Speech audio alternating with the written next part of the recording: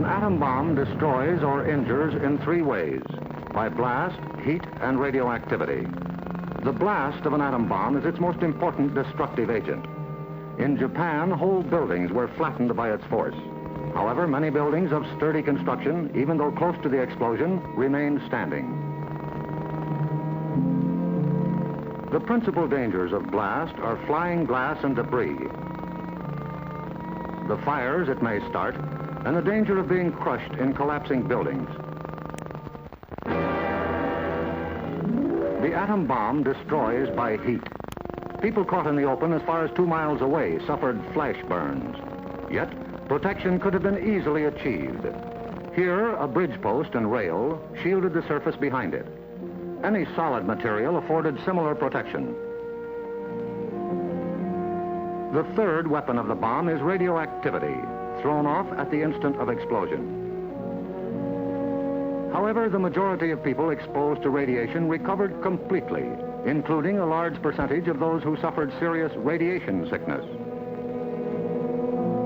Today, they lead normal lives. They bear children. Their children are normal. These, then, are the weapons of the atom bomb that we must protect against: blast, heat, and radioactivity. Our cities are prime targets for atomic attack, but mass evacuation would be disastrous. An enemy would like nothing better than to have us leave our cities empty and unproductive. If an emergency should come, our factories will be battle stations. Production must go on if we are to win.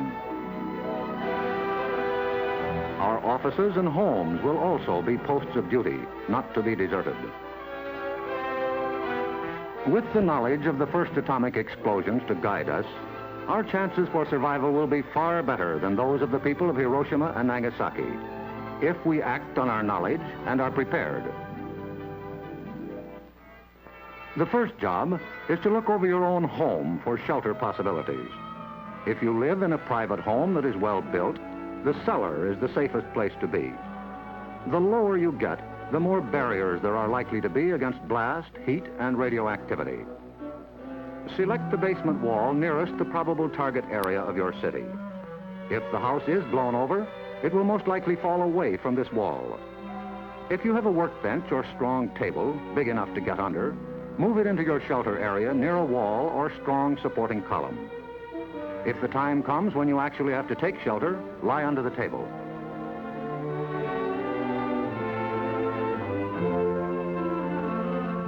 If you live in a home that has no basement, choose a shelter area without windows on the ground floor. An interior hallway is probably best. In time of emergency, the shelter area should be cleared of mirrors and other objects that might cause injury. If you live in an apartment house, rules for taking shelter will be posted in your building. Learn them. Also, learn the location of public shelters in areas where you work or frequently visit. There are many things you can begin doing right now. Fireproof housekeeping is one, so clean up that attic. Keep waste in covered containers. Don't let trash pile up in the yard.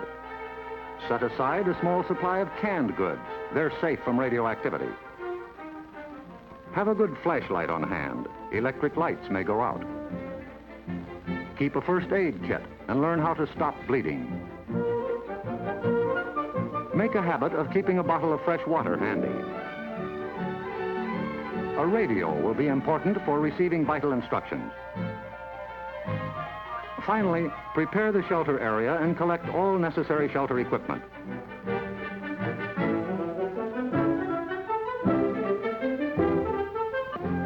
In case of an actual raid or test drill, the alert will be a warbling siren blast lasting 3 minutes.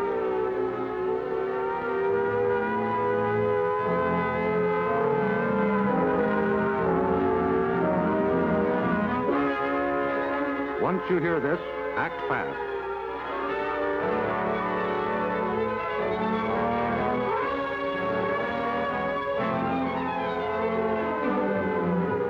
Pull down the shades or blinds and close the drapes against flying glass.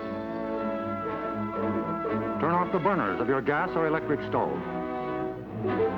Disconnect any heating elements, such as electric iron, hot plates, or bathroom heaters.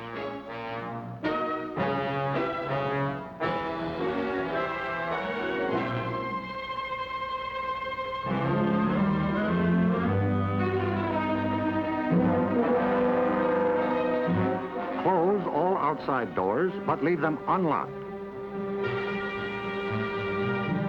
Turn off the gas or oil burners.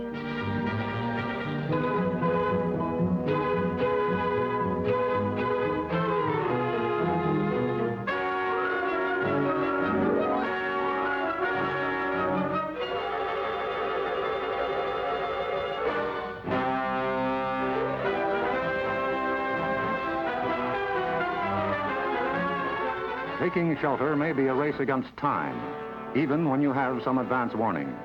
But possibly, there may be no time. An attack could come without warning.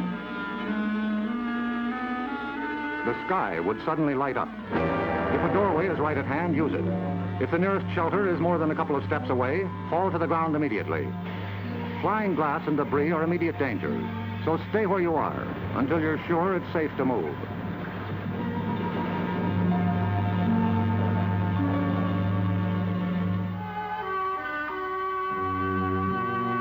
If you are at home when a surprise attack occurs, crawl beneath a table if it is very near, or drop to the floor with your back to the window.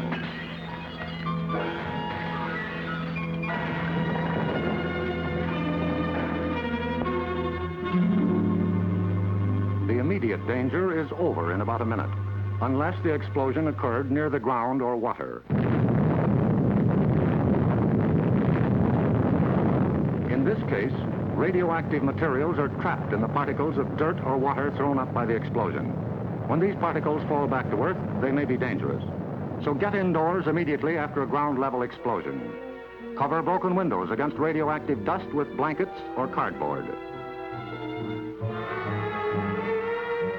Civil Defense radiological teams, equipped with radiation survey meters, will check on contamination in any bombed area. Stay under cover until you hear officially that it is safe outside. If you have been exposed to radioactive dust, wash the exposed areas. Pay particular attention to your hair. Get all the dirt from under your fingernails. If the people of Hiroshima and Nagasaki had known what we know about civil defense, thousands of lives would have been saved. Yes, the knowledge is ours, and preparation can mean survival for you. So act now. Someday your life may depend on it.